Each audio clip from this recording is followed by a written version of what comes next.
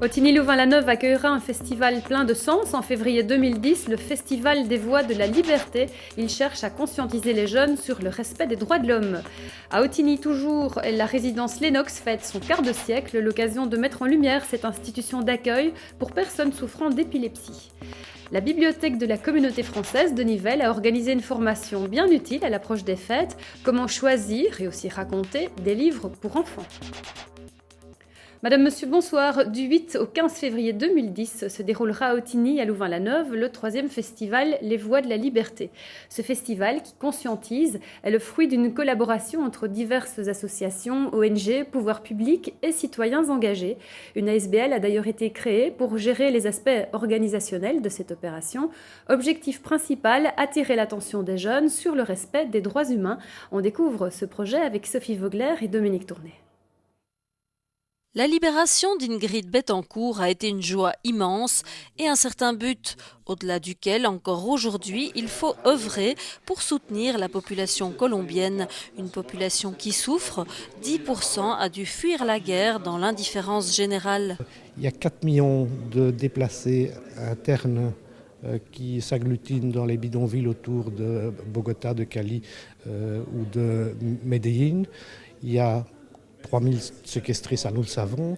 Il y a également 30 000 disparus, des gens, 30 000 à 70 000 personnes dont on n'a pas de nouvelles, tout simplement, dont un ami à moi d'ailleurs.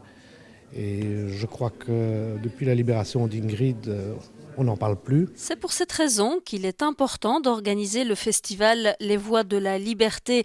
Né en 2006, cet événement, qui en est à sa 3e édition, se veut une plateforme incontournable de tous ceux qui souhaitent obtenir le respect des droits humains dans le monde. On voudrait, comme je dirais, rappeler régulièrement que les droits de l'homme, il faut les respecter. Et nous sommes ici dans un environnement à Ottignies-Louvain-la-Neuve et dans la région. Nous pensons que nous sommes dans un environnement important par rapport à ça. Il y a beaucoup de jeunes, il y a des étudiants et tous les 2 ans nous voulons retaper sur le clou. Les droits de l'homme, malheureusement, c'est une question qui restera toujours. Nous sommes cette année-ci donc sur une thématique supplémentaire qui est les enfants soldats. Je ne sais pas si tout le monde se rend bien compte de ce que c'est. Il y a 15 pays dans le monde au moins qui sont concernés par l'enrôlement d'enfants dans des guérillas, dans des armées régulières. Et c'est un thème que nous voulons vraiment développer, conscientiser les gens. On nous dit parfois, mais à quoi ça sert? Mais je pense que si on ne le fait pas, alors ça ne servira vraiment à rien, effectivement. Dès le mois de janvier débuteront des expositions ainsi que des animations de sensibilisation qui seront menées dans les écoles.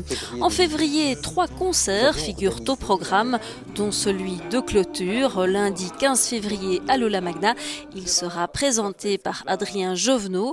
Ce concert sera en quelque sorte le point d'orgue de ce festival. Comme d'autres l'ont fait depuis 2006, Renaud, Calogero, Hugo Frey, ces artistes s'exprimeront en musique à titre gracieux pour la cause. Kali, Peps, Gabriel Rios, Hervé Christiani, Jane Birkin, fort engagée pour la Birmanie, ou encore Karine Claire, une fidèle, ont déjà confirmé leur participation. Les tickets vendus 25 € et 30 € seront mis en vente dès le mois de janvier. Merci de nous avoir suivis. Passez une excellente soirée. On se retrouve demain.